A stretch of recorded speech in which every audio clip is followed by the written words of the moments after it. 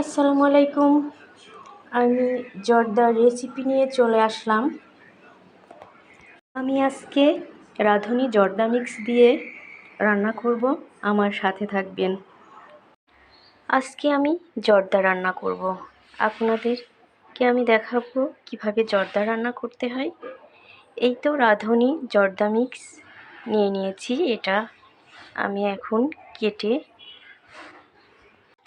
দেখুন জর্দা, এটার মধ্যে চাউল আছে, এটা চিনি এবং কিশমিশ সবগুলো দিয়ে মিক্স করা আছে। আমি এখন এই জর্দার প্যাকেটটা কেটে গরম পানির মধ্যে দিয়ে দিব। এই তো আমি এখন জর্দার প্যাকেটটা কেটে গরম পানির মধ্যে দিয়ে দিব। এই পাত্রটা দেখতে পাচ্ছেন আমি আগে থেকেই গরম করে রেখেছি। এখন আমি চালগুলো গরম পানির মধ্যে ঢেলে দিব। দেখুন চাউলে আগে থেকেই জাফরান দেওয়া আছে, এই জন্য আমাকে আর এক্সট্রা করে দেওয়া লাগবে না। এই তো আমি সুন্দর করে নেড়ে দিব যতক্ষণ পর্যন্ত চাউলটা আমার 80% না হয়। এই তো দেখুন আমার জর্দাটা 80% হয়ে গিয়েছে। আমি এখন একটা ছাকনা দিয়ে ঢেলে রাখবো। আমি 2 টেবিল চামচ ঘি দিয়ে দিব। এই তো দেখুন ঘি দিয়ে এর মধ্যে কিছুটা এলাচ, দারুচিনি, তেজপাতা দিয়ে এগুলো একটু নেড়ে নেব। আর ছাকনাতে ঢেলে রেখেছিলাম, এখন আমি এর মধ্যে ঢেলে দিব।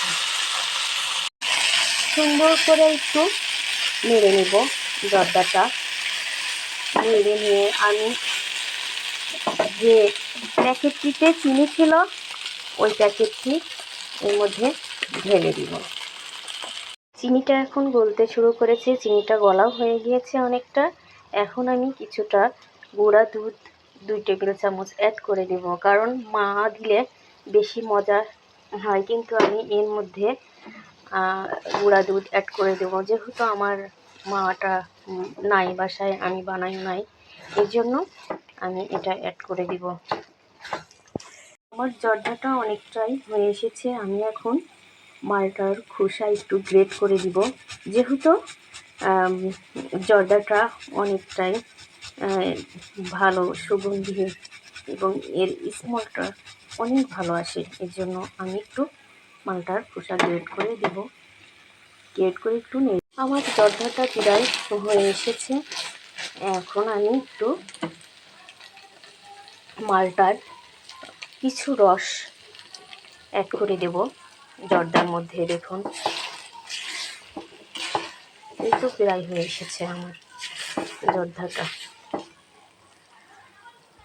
এখন আমি সুন্দর মতো একটু নাড়াচাড়া করে চুলাটা বন্ধ করে দিব। তো আমার জর্দা পারফেক্টলি হয়ে গিয়েছে। আমি এখন রেডি করব। এখন আমি জর্দাটা রেডি করছি, দেখুন কত সুন্দর হয়েছে।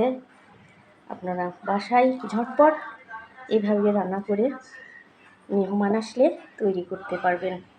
আমি এখানে কিছু কাঠবাদাম, কিছু মিষ্টি দিয়ে সাজিয়ে দিলাম।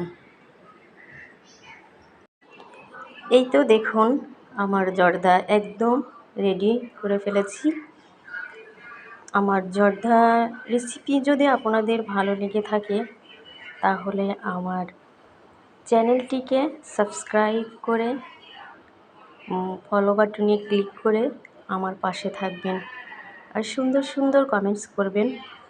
আমার পাশে থাকার জন্য সবাইকে ধন্যবাদ। সবাই ভালো থাকবেন। আসসালামু আলাইকুম।